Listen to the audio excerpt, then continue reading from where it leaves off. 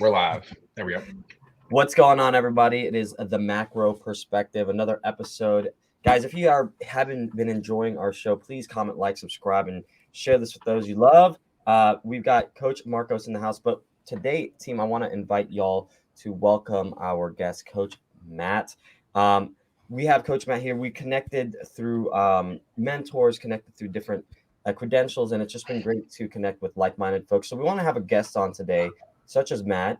And I'll let him speak about himself, and then we'll kind of take the conversation to basically talk about his topics, his time as a coach, and how he deals with helping clients get world-class results. So, Matt, would you mind introducing yourself, a little bit about you, and we'll start from there. Yeah, totally. Yeah, my name is Matt Spiewak. I am a personal trainer currently outside of the city of Chicago in that Chicagoland area. Just graduated college about 8 months ago, so still kind of fresh out of school. Kinesiology degree, a background in nutrition there, certified through ACSM, and really just trying to find, my footing in this, whole fitness industry, but really trying to help people specifically that are hard gainers, quote unquote, that pretty much are just really skinny, have just a little bit of a disadvantage there with putting on muscle and size, even if they're consistent, even if they work out, they just can't do it. It's a really good population that I found that I am really good to work with, had a lot of success with it so far. And so I'm just really trying to kind of put my foot in the door, pretty much, to just help as many people as I can. That's wonderful. Marcos, would you like to start off with some questions with him, and I'll follow up from you? Yeah, absolutely. The obvious one, why hard gaining? Why would you pick that niche specifically? It sounds like you probably struggle with that as well initially.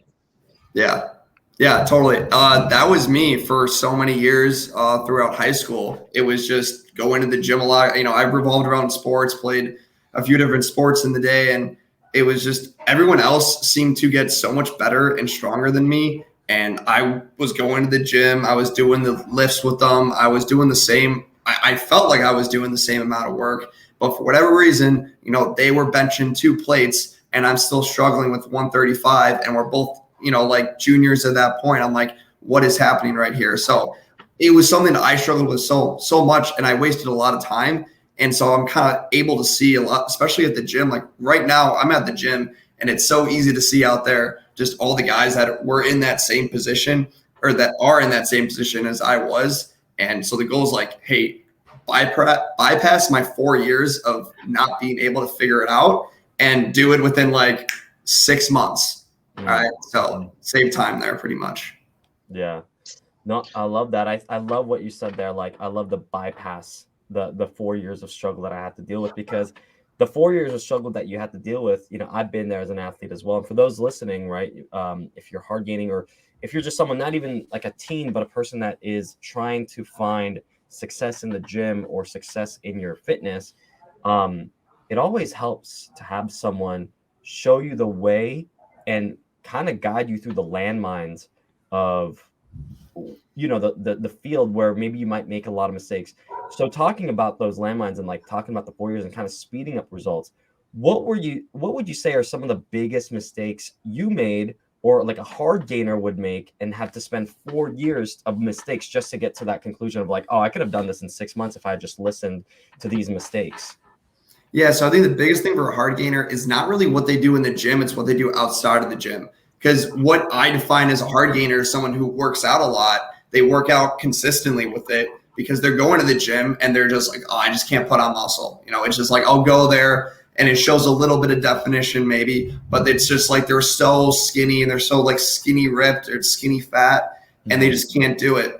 And so the main thing was more is the nutrition side, and it's being consistent with this. And Seamus, we talked about this when you were on my Instagram a couple weeks ago. It was like the consistency for it is so important, especially for hard gainers, because you could go like a week or two of eating in your calorie surplus and doing that stuff right, and then you take 3 days off because the weekend rolls around, and you kind of screw yourself over because your body is just like needs all that energy, needs all that food. And once it stops getting it, it's like, all right, we're done, because it hasn't really established that level of muscle yet. So yeah, the nutrition side is by far the biggest thing of what I found. Not obviously lifting is a lot, but usually they have that motivation. They have that discipline to go to the gym 4 or 5 times a week. Yeah. When it comes to nutrition, other than the consistency that you kind of talked about, what's another big hole in the nutrition that you see among those that you coach or the hard gainers that you've connected with? So not only like getting in the calories that they need, which I always I have everyone who is in that position, they're in a calorie surplus right off the bat. Right? We don't need to be at a calorie maintenance, because usually if they are at that calorie maintenance, even that is just like they're burning through it way too fast. So always in the calorie surplus there. But the big thing is the protein, right? And it's something that stems, throughout. It could be someone who's trying to lose weight. A lot of times it's like protein's not there. The same thing here. I mean, their protein is just horrifically low. They have 2 bowls of cereal in the morning. They have like a peanut butter and jelly sandwich for lunch, and then they have like some pasta for dinner or something like that. And it's really just the protein is not there. And that was what I had. That was my exact meal for like 3 years. And I was like, why aren't I gaining weight? Why aren't I building muscle and all that stuff? And I tell people, I'm like, I can't tell you like how incredible it was the moment that I changed my nutrition and I actually like started incorporating protein and more calories. It was almost instantaneous, because my body was just ready for it. It was like, just get us over this hump. Just get us over this hump, and we can start to actually build muscle. Yeah, that's wonderful. Marcos, would you like to follow up on that? Seamus, would you believe me if I told you that I was a hard gainer at one point? It's hard to say Marcos is a hard gainer. And Matt, if you ever get to see him, Marcos is built, CrossFit athlete tank. And when I first met him, I think he was on a big surplus. I remember he was training me for my second week in San Francisco. We're covering the San Francisco office, and we're out there. And I'm at this point, I'm kind of on a maintenance. I'm probably eating, 2,600 calories, eating my protein, whatever. And we go to Target, and I'm like, okay, it's Monday night. We're going to be here till Friday. We got to cover this office and the patients there. I watch Marcos literally fill his cart up, and he just goes, I'm going to get this. I'm going to get this. And it's just like the protein source, the chicken, the bagel. And he's like, actually, I think I'm going to get 2 bagels. And I was like, what's going on? And he's like, oh, I'm eating about like 35, 37 right now. I'm like, I don't know if that was the exact number, Marcos, but I was like, dang, he's like, I'm in that bulk 42. Season, it was 4,200. 4,200. Oh man, I was undercutting you by 500. How was that for you, Marcos? That's the biggest I've intentionally got. So it was like I got to like 232 at that point. Shortly after that, actually, was like the biggest that I like weighed in at. Mm-hmm. And it was kind of when I had some fuck it moments with the holiday season, because that was like right in December. That was 2021, right? So, that was the last time that I was that heavy was when my wife was pregnant, and that was where people were like, how much you obviously don't look like you gained a lot, but like you definitely look bigger. What are you doing? And I was like, we're eating like a pizza at night. My wife says she wants pizza, and I'm like, I'll start tomorrow. And it was just that like for a solid 6 months. Yeah. How many times did like get to the point when you actually were trying to bulk and you were just like, I do not want to eat another thing of food for like the rest of the day? Like any times like that? I would be interested to know if my body truly doesn't produce leptin or ghrelin properly, because I'm never satiated. Ghrelin sensitive? Like really? No, like I'm just like I could always eat. I could eat it. Like, I literally just ate that meal, Seamus, that you saw on Instagram, right? Mm-hmm. And I'm still hungry. And I topped it off with a little bit of our not sponsor 3 Wishes cereal right here. That protein cereal. And yeah, like it's a weird thing. So but I did have a period of time where I did find it really difficult to eat. And maybe it was just like a psychological thing, right? Where I was just like, I need to eat so clean that I was like almost, I guess orthorexia would be the right word, right? And it was like very paleo mantra, and if it didn't fit that, then I wouldn't eat it. And at that point, it was coming off of a period where I think I was working at the Mandalay Bay. I was a towel boy, and I was like, I'm just gonna get fucking shredded. Like no, like, and I'm not. This is before I knew anything about macros and nutrition either. And it was just chicken and broccoli and Frank's Red Hot sauce for like 3 solid meals. Like I'd go into work, I'd eat a plate of chicken and broccoli. I would go to lunch like 2 hours later, eat a plate of chicken and broccoli. I'd leave work because it was like I had like mid shift, chicken and broccoli, and that's all I would eat all day. And literally got down to like 185 pounds. I'll eventually show the photo in the future for people. And like, that was like quote my like leanest. I was like 185 pounds. And then I found it hard to gain weight after that because I like developed this mentality around food that was like it needed to be super clean, very like in that area. And then Travis actually entered my life because he fucking mopped the floor with me in a CrossFit competition, and I was pissed. And so he was like, "You got to eat, bro." And I'm like, "All right, what does that look like?" He's like, "Do this shake." I did that shake 3 times a day. It was like 3,200 calories, and my performance skyrocketed. And just a little caveat: Travis he was like the number 2 or like the co-founder of NCI. Like, yeah. And for those listening, like he's a legend. Like he's a legend. So yeah, go ahead and continue. Yeah, RIP, man. So yeah, I look at that. He gave me that protocol. I'm over here blending his Superman or superfood smoothie. I think he called it the Superman shake, right? Yeah. And it was literally like 2 raw eggs, coconut milk, 2 servings of like a high quality like grass-fed whey, throw in like leafy green vegetables, throw in some MCT oil. I mean, this thing was just dense, again, like 1,000 calories per shake. And that's all I like didn't eat food. I would just eat that. Like that was my like gainer phase. And so it makes me wonder about like for you, how do you tend to like navigate this with people? Because I know how I went one way and then I went the other way, and shakes seem to be a very, very easy way to get a high amount of like calories in. But what do you do with your clients? Yeah, it's getting the higher calories, the highest calorie foods, pretty much just finding those like sort of like cheat codes in there where people, and it's kind of the opposite of what people do when they try to lose weight and try to find like those like slightly, lower calorie foods. It's like, all right, we're going to try to find the slightly higher calorie foods. Like when you're having your protein shake, like you're going to throw in a little bit of olive oil in there. All right. Cause you're not really going to taste it too much, but it's going to add an extra 200 calories in there. All right. It's also a lot more lenient. I try to get them hyped on it because I can say like, we don't need to go on like the most super clean bulk in the entire world. Cause unless you're like a bodybuilder, which like 99.9% of them are not, it's like, we just need to get in calories right now in the beginning. So I kind of hyped them up on that aspect. Like, guys, like you can still eat like a lot of food, but like just try to bump up that protein too. Yeah. And we're finding ways to do that, but it's pretty easy to do. Like add protein. Okay. You can have a cheeseburger, make your own cheeseburger. Like it's really okay with that. Yeah. Like it's like a lenient sort of philosophy there. And so that's why a lot of them are able to stick with it because their bodies, they're in that state that they can burn a lot. So it's really, they're not getting fat from it.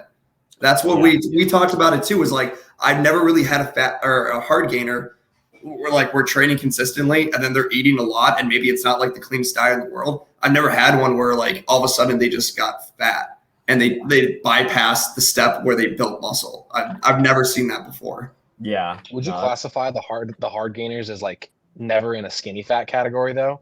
Or would you consider some of the skinny fat people also hard gainers? Yeah, I mean, like they can definitely see fat. I mean, eventually you're going to get to that point where your body's going to kind of sit a little bit. Like for right now, for me, we'll take me for example, right? Skinny in the beginning, a little bit of skinny fat where it was like, okay, I was pretty skinny and my abs were there, but it was like they weren't there pretty much. Get to the point now where, okay, I've gained the muscle and I'm kind of sitting at this like kind of set point pretty much my body likes.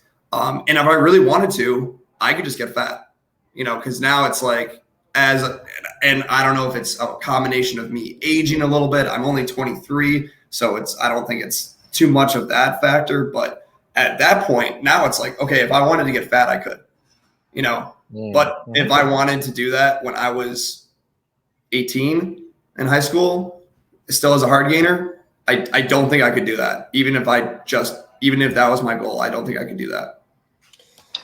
That's a really good problem to have as compared to the rest of the nation. Yeah, that's why I tell people, I'm like, you're in such a good position. Like, I know you have a problem, and I know it sucks because you're not seeing the results you want, but like, the solution to your problem is like incredible. Like, it is not, it's going to be very fun. Yeah, it is. I remember my first phase of actual gaining was 2018 for me. So for me, I've always been in high school roughly. I lost some weight, like 200 pounds, came down to like 160s and then like 170s. But I was like a little chubby, like, teenager, small kid, like being chubby, like a little bit, right? But then when I got into the sport of wrestling in middle school, high school, I was always small because in those sports, you're asking the athlete to always cut weight, right? Not the good weight kind of too. You're cutting like water weight and losing muscle glycogen and, losing a lot of that stuff. For me, my first building phase was actually kind of almost like Marcos' story, where I found a mentor who I was helping run gyms. And when I got with him, he put me on the meal plan that he would put his clients on. And we just did a few calculations. To be quite real with you guys, and for those listeners, this is how messed up my metabolism was from the sport of wrestling. And I'm going to piggyback this back to Matt, so bear with me. But in terms of like that hard gaining your metabolism, things like this, he just had me starting eating at 1,800 calories. And here's the crazy thing. Crazy how this was for me. Over the span of 3 months to 6 months, I had gained 12 pounds of muscle, which obviously just mostly like water weight, muscle glycogen. It wasn't pure protein fibers. And I gained like 2 to 3 pounds of body fat. I went from 160 to like 175, roughly 180, but I looked a lot better at 180 than I did at 160. I looked emaciated at 160 because I had been cutting my whole life, better part of 10 years really, to always make a weight class, right? But the moment that I got my calories right, and for those listening, we'll piggyback this to Matt, is the moment that I got my calories right, my body, just like you said earlier, Matt, it just got over a hump, right? And it just decided to have that fruition. So with that being said, my question is, it's a little bit more theoretical, is like, how do you as a coach convey that kind of trust? So for me, and I'll break this down. For me, I was like, man, I'm very scared of food. I've been body dysmorphic. I don't like that 12 pounds, even though it's 12 good pounds, I'm still scared of the number on the scale. I know that someone is a hard gainer, but how do you work with someone who is a hard gainer, but maybe scared of like eating that much food, scared of putting on that much weight rapidly, the emotional stuff behind it for someone? How do you deal with that, Matt?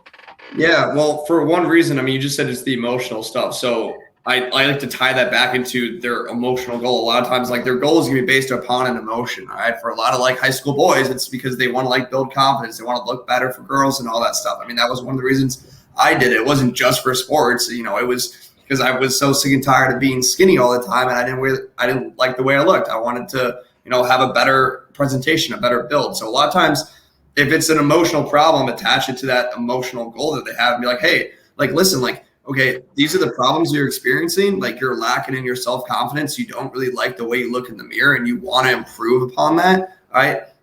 These are kind of the stuff that we need to do to get to that goal. And we have to understand that it's not unhealthy. I know that it's something that you're not used to and you're afraid of it, but that doesn't mean that it's unhealthy. All right. Because you can still be afraid of something that is healthy. That's not, it's two different things there. So always relating it back to the goal and being like, hey, this is what's going to help us. And it's not only just going to get us there, but it's going to help us sustain it. So it stays there then for like the rest of your training days, for as however long that you want to keep it on. Like, we want to get to that point. We don't just want to get there one day and then it's just gone, So yeah. Always sort of relating it back to your goal and being like, okay, like, is this worth it? I know eating more food can be scary sometimes. Is it worth just adding on a couple hundred calories and slowly developing the process of eating more if it could make me look better, if I could look better in the mirror, if I could look stronger, if I could go and bench 225 then? Yeah, I think that would help. And then if it's not, then you have to look and be like, all right, you really don't want this goal then. That's usually what it is. Like, all right, then you kind of just want to work out and just have fun, which is by all means, go for it. You're in the gym. I applaud you for that. I will help you out and support you 100% of the way. All right. But if that's your goal, then we have to take the necessary steps to get there. Yeah, love that. Marcos, you want to piggyback on that? Yeah. Guess I'm going to call out one of my clients right now, hard gainer. And he's like, again, pretty strong for his body weight. And how do you get somebody over that insecurity that, quote, my abs may not show? There's going to be a little bit of body fat here. Like, what would you say to somebody in that scenario where, like, that's that, like, they know to trust the process. They're taking in these things. But, like, how do you get over that psychological hurdle that there's going to be a little bit of body fat in that midsection, and it might feel like that's the weight of the world for somebody? Honestly, at that point, like, you could just show them pictures of dudes if you want to compare it to, and be like, okay, I have like these 3 pictures here.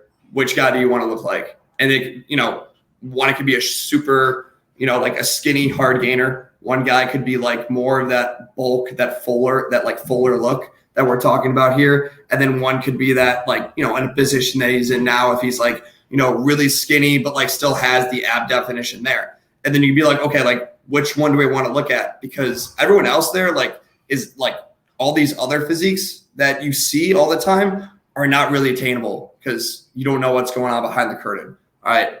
And kind of showing that, be like, okay, this fuller look here, the abs are still kind of there. Like, we can still do it. I understand that it's hard to like trust the process, and like that's become such a great quote to use all the time. Like, just trust the process. It'll work, man. It'll work. But it goes back to the end of the day, like, if you can explain it to them and be like, this is what's going to happen in this order, like, just lay out the blueprint and say, this is going to happen, then they're a lot more like, what I found, it's like, oh, okay, there's a plan for this. Like, we're going to get up to this level, but then we're going to drop it back down, and we're supposed to get there. That's fine. Even for like the clients that I do have where we need to do like a reverse diet, if they want to lose weight, but they're like super freaking low, like 900 calories a day. And I'm like, okay, hold on. We need to go up a little bit before we start going back down. It's kind of just telling them, like, this is supposed to happen. Like, we're supposed to bump up the calories here in order to go down. Like, trust me, like, this will lead to your goal.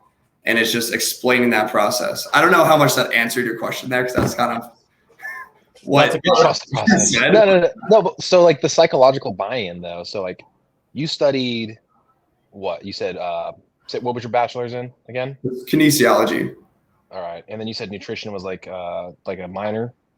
Yeah, I was doing all the prereqs for it because I was going to become a registered dietitian, and then senior year, second semester, said, nah, I want to do personal training. So. Nah, fam, F that RD route. Hey, at least you have the prereqs I had there. A similar route, Matt. I had a similar route. Like, I was a kinesiology, but like I wanted to do physical therapy. Then like 2 years in, I started coaching. I was like, F the physical therapy. Yeah. Tough conversation to have with my parents. They did not believe me for probably up until graduation. They were like, no, he'll go to school. He'll continue. Well, I'll tell you right now, I have firsthand experience with the RDN world. Like, my girlfriend is an RDN, and she just got credentialed. And it's a rough route. Like, it's more rough than you think. And the crazy things about registered dietitians is they need a lot of new blood. The healthcare system is changing a lot right now. As you guys probably saw that CNN thing where that lady, the new doctor of dietetics or whatever, and she that was insane. Horrible. For those watching this, what she's saying, obesity is that the one that was obesity is a genetic disorder? Yeah, what percentage did she give for that? It was like somewhere absurdly high percentage. Like 85%. Like, yeah, it was. Yeah. Causality is not, I mean, correlation of things that are causality related is bullshit, in my opinion, because any level of, again, my major's math, right? So I'm like left field of both of you guys to a degree. And you can make anything statistically like have correlative effects, right? Like, literally, like the fact that the moon will rise and be a full moon is where most people will get pregnant. And it's like, like you can have that like correlation between the two. And it's like, well, maybe it feels like they're a little more romantic on that night for whatever reason, right? Yeah. And just like little things like that. So if you have somebody that's obese and you're witnessing that behavior, does that not get passed on to you? right? Like Yeah, the fact, exactly. like it's not that it's a genetic thing, that's an environmental thing, Yeah. right? Yeah. In my opinion. So I look at that and I'm like, I call bullshit because I work in an office with people, and again, like we're all just observationalists at the end of the day. And I would say like, whoa, like what do you view as healthy to an employee that's in our healthcare related practices that we work for, me and Seamus? And like, well, like my mom and dad used to feed me like, pasta and like a sauce, and that's like healthy, right? And I'd be like, well, no, like that's a carb and a carb. Where's your protein, right? Like where are these things that have some other nutritive value? And they'd be like, well, that's what my parents feed me. My parents aren't going to feed me bad stuff, are they? Right? And you're like, well, that might be all they could afford, right? And then like there's the moment of clarity. It dawned on them, oh shit, yeah, my parents were not well off. They couldn't afford a ton of stuff and food related, and there you go. And then it spirals from there, in my opinion. Yeah, that's more of an associative factor. Yeah, I want to add on to that too. I think it's like cultural balance too. Like I was tying in my girlfriend, like, she's an RDN, but she deals with hundreds of patients and stuff like that. And there's a lot of cultural things too, right? I know, Marcos, we had a whole episode on this. Was talking about like your ancestry, my ancestry. Like even though I'm this skeleton complexion, I'm Filipino. I'm half. I grew up in the Philippines. But you have to look at those cultures and go like, what were they feeding them? What was the beliefs behind them? Because factually, what Matt is saying to the audience, like, get your protein, get the caloric intake up. Is it a surplus or is it a minus for your calories, whether weight gain? You can hear all those things, but culturally, if like Marco said, if you're a listener here and you're like, well, this is how I grew up, these are my beliefs, like how does that even move the needle, right? You have to get through those first, and that's like, I think it's a big nuance. And I love what you said about what you were saying there, Matt, is you go back to that person's goal to educate them. You kind of have to tie them in emotionally again, because you can't get through to them unless you show them some examples and show them the reality of it. And I commend you for that, because it's very hard to get through some people, especially if it's a big cultural shift, things like that. But my next question, I think, would have to be like, I'm gonna go a bit off here a little bit, Matt, just from that. Wait, do you mind if I like do one more thing related to that before you do that? Go ahead. So he mentioned that insight of like how people would go about it, and it then, oh shit, now I lost my train of thought. Matt, say just reconnect that dot for me real quick. What you said, that going about it. Fuck. All right. Well. Oh yeah, with the goals. There we go. Okay, so yeah, when it comes to that goal and telling them like to trust the process. So, Seamus, you turned 29 already, right? Or you're about to? When was your birthday? 2 weeks, man. 2 weeks. Okay, cool. So Seamus is about to be 29. I'm 29, right? And Matt, you're 23, right? Yeah. How old are the people you're typically working with? Average age is probably around upper 40s. Oh, okay, so you got some older people. Oh yeah, it's mostly Okay. Yeah, I was thinking that maybe it's because of like, again, not to say that this is an ageist thing, but like maybe some of those younger population people can't experience it because they haven't experienced it. There's nothing anecdotal to relate it to, right? And therefore it's like, remember the first time you tried something, you're like, I don't know if I should trust this shit. And then you become more open to it the more times you've done something similar or in that lane. And I guess a 40-year-old may not have done anything in nutritive, like having some sort of like system to follow in 40 years. That's very possible and plausible because where they're at, but so they have no anecdote to kind of relate to, right? And most of our best stories are all anecdotal and like, hey, we should go apply this. Oh yeah, trust the process. All right, cool. Where's the coach that's going to help me with that thing? Yeah, well, a lot of it is like going back from my experience, it was a lot of learning from the failures, learning from what's not working until I finally figured out what did work, right? And so you got someone who's like 45 or 50, not every client that we work with, you guys like know this too, has never lost weight in their life. I mean, a lot of clients, like half of them is like, oh, I've gone up, I've gone down, I've gone up, I've gone down.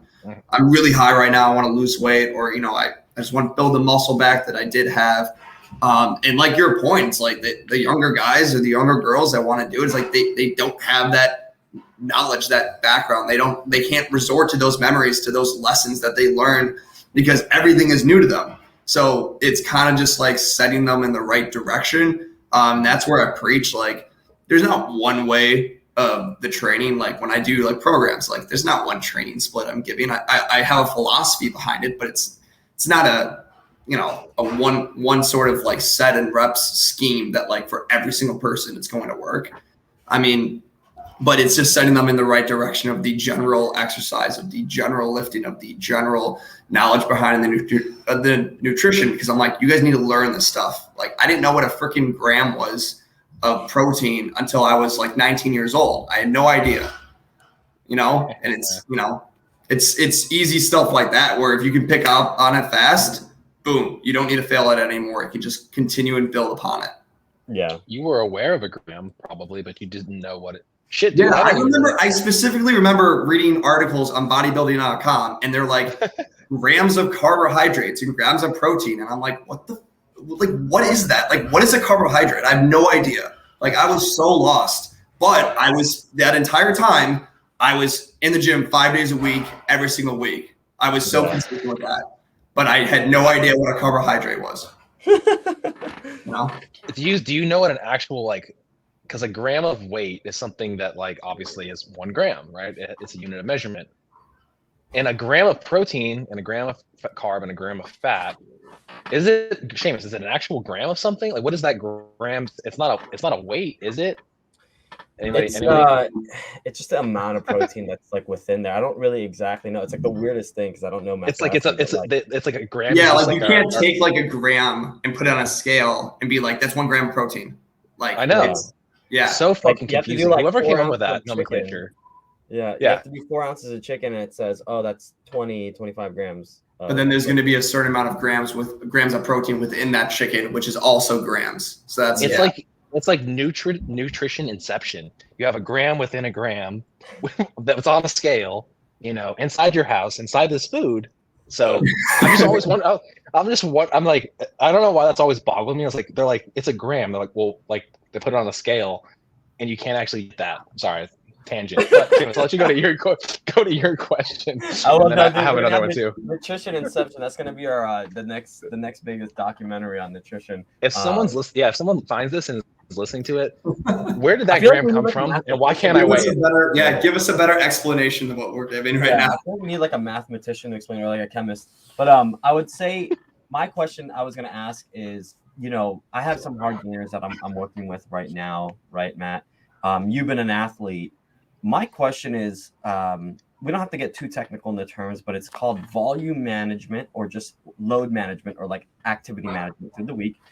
I have a lot of hard gainers, right? But they're sports athlete, Matt. Like, so I struggle to have them put on muscle mass because they're playing their sport. You know, the sport is the number one thing, but they do have to put on muscle to help that sport, you know, whether it's to get to a weight class or a weight class sport, or just to protect the joints and the ligaments, or just for them to fill out to be more powerful if they're like a thrower or something like that.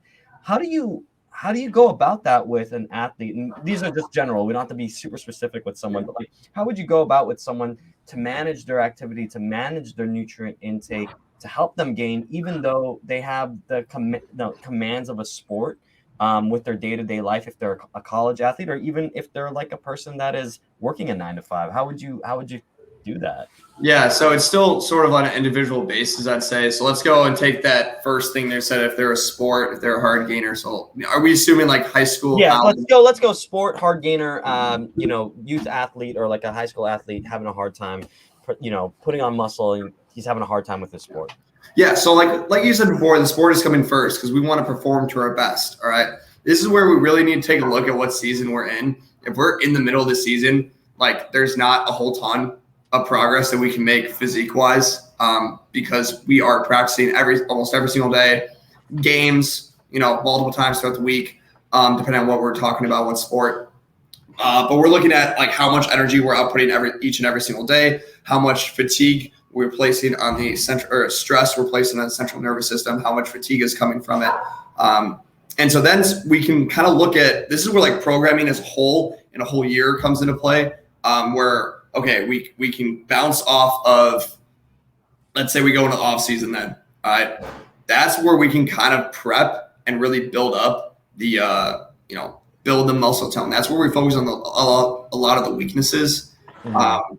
still trying to keep up with that skill, but like it kind of flip flops. In season, the skill and the sport is so incredibly more important than how we look in the mirror. All right. And we have to understand that. All right. Once we kind of like are in our off season, and we're not competing multiple times throughout the week, it kind of flip flops a little bit, where if we did have that previous goal of, I want to get more muscle, I want to perform better in the field, I want to be stronger, it kind of flip flops a little bit, where we still have a priority with the skill, but like, man, getting in the calories now and just building the strength becomes priority number one. And now we can kind of focus, okay, all of the CNS and like all that stress that we're putting on our body is now coming from the weight room. All right. It's not coming from the field. It's not coming from the court. When we're in season, all that stress is mostly coming from there. So you kind of flip flop it almost when you go into those different seasons there. But starting like in the middle of the season and you're like, I'm randomly going to start working out, like that usually will never really happen. Or like you won't notice huge physique changes from like just starting a training program in the middle of a season. Yeah. You probably get hurt too, right? Yeah, exactly. That's load management. That's load management that you're talking about. Like you're doing way too much. Yeah. My next question would follow up, and I'll let Marcos follow up after this, and we can kind of finish it off here. I know we're sensitive with the time, but could you give some recovery modalities that you've done before yourself, Matt, like to make sure that maybe in season you were good for your sport, and then during the off season that you were recovering appropriately to gain the muscle?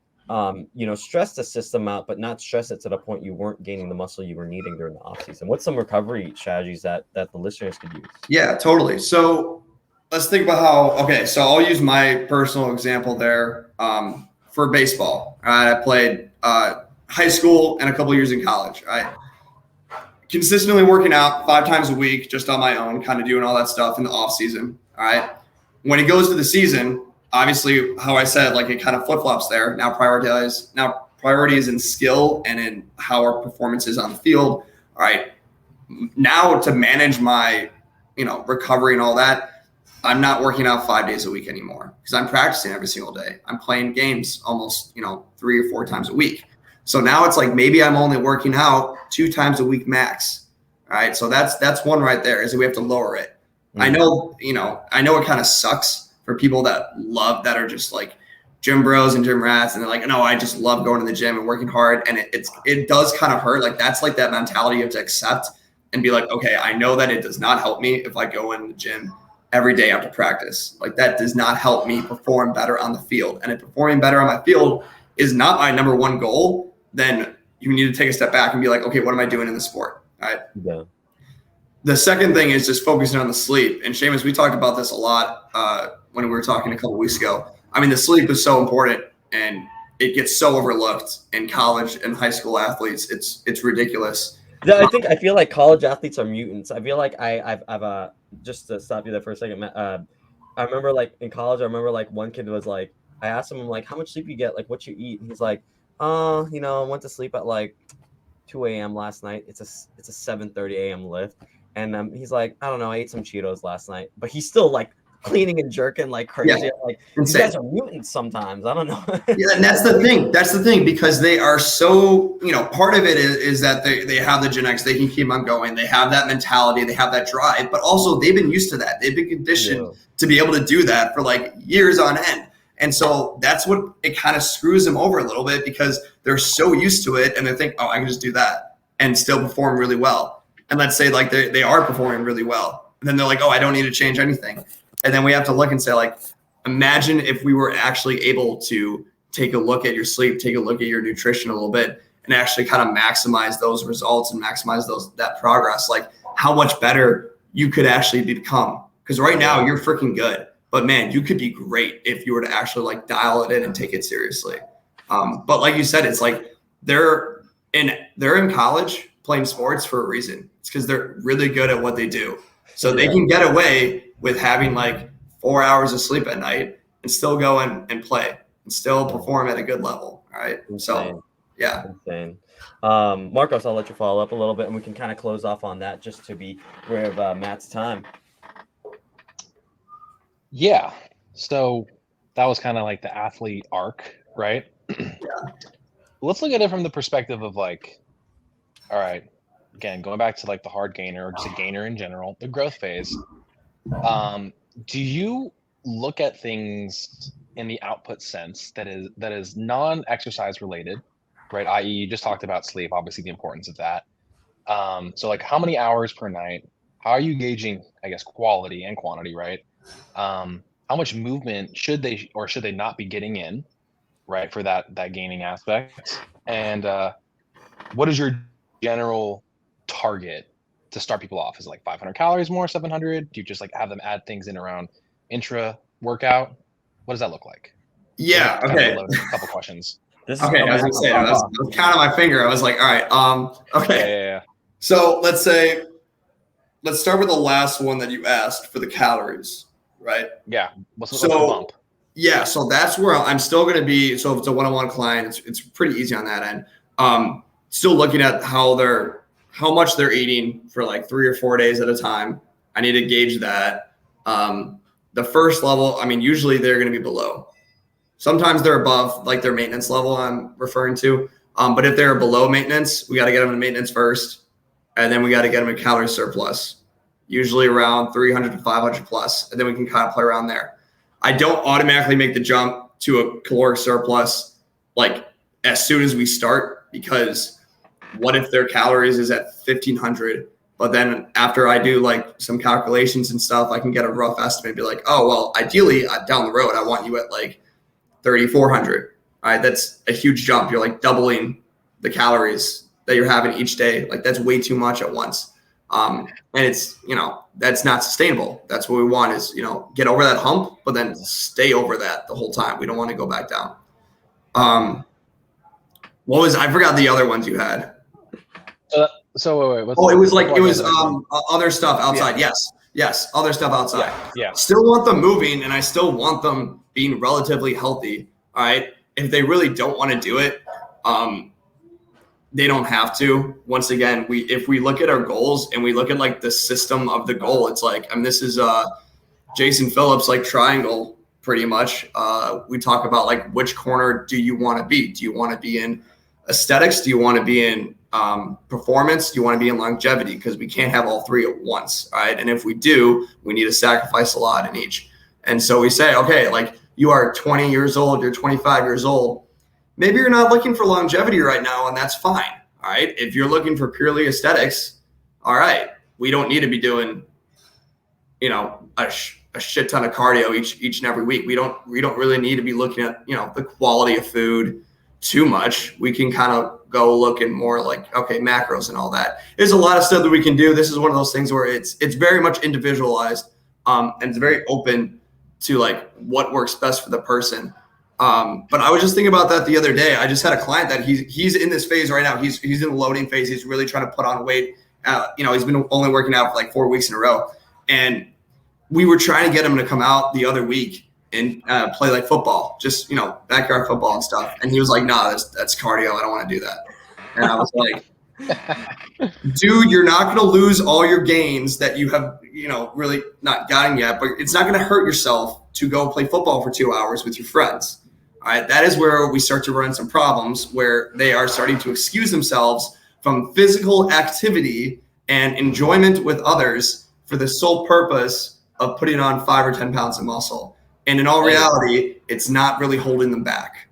Yeah. Matt, these gains ain't free, baby. You gotta get after it. My bodybuilding coach was like, he's like, you got 6 to 7K. You go over 7K, your ass is grass, bro. Like, he's like, that's what you get in terms of your output.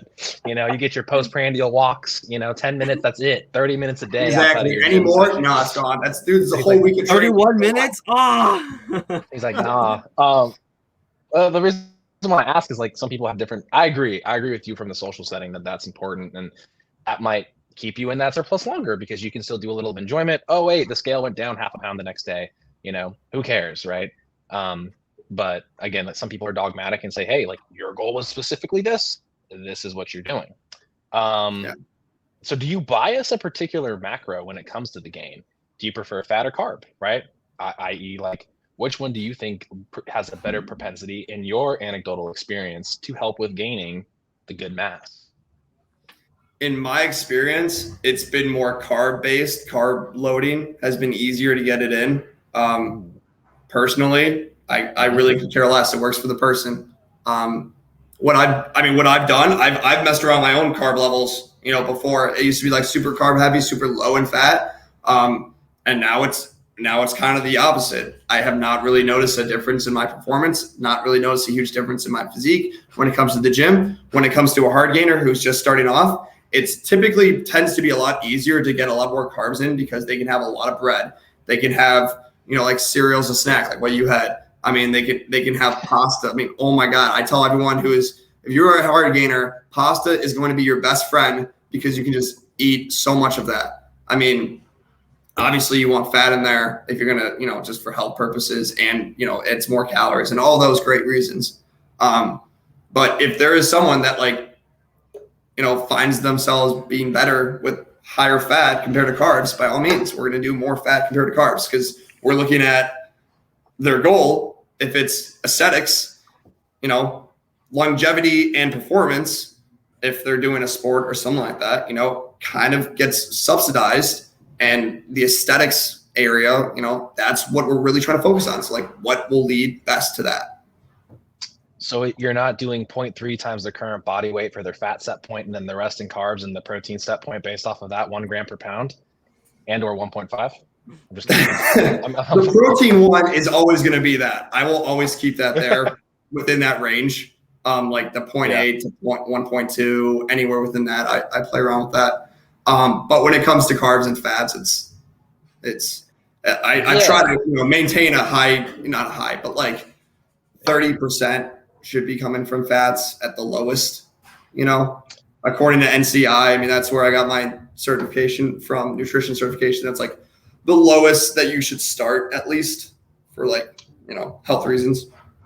Yeah. And I don't know. I mean, again, I have experienced only really one coach, but a bunch of people's thought processes and ideas. And so obviously you're getting a multitude of different people that you're encountering and, coming out of school, there's obviously the little nutrition classes that you're hearing from. And again, you're building your own system, your intellectual property around this thing. And I think I really agree with that, the macro flexibility of carbs and fats, because some days you might just be feeling like you want some fucking butter on that toast.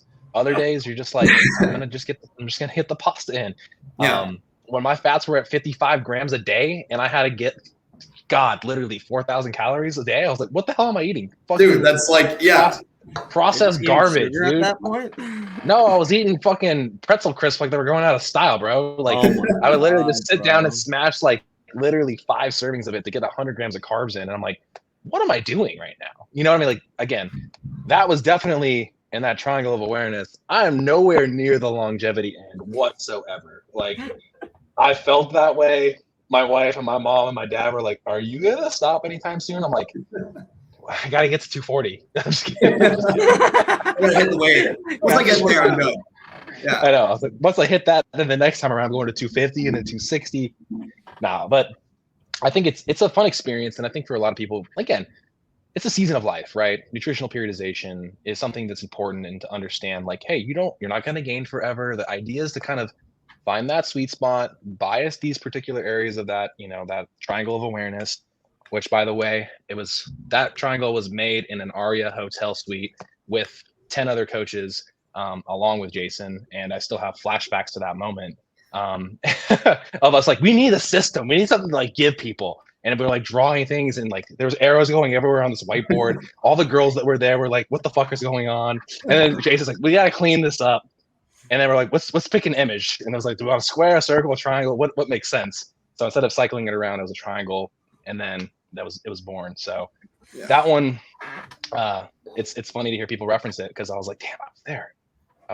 I like that because the triangle encompasses a lot of ways that you can go about it. But that's how my upbringing, it's how a lot of the young people right now learn things. It's all, they're following someone on Instagram, following someone on YouTube. And that was how I learned a lot in my beginning. But what I really tried to do in college was I'm getting all this class information.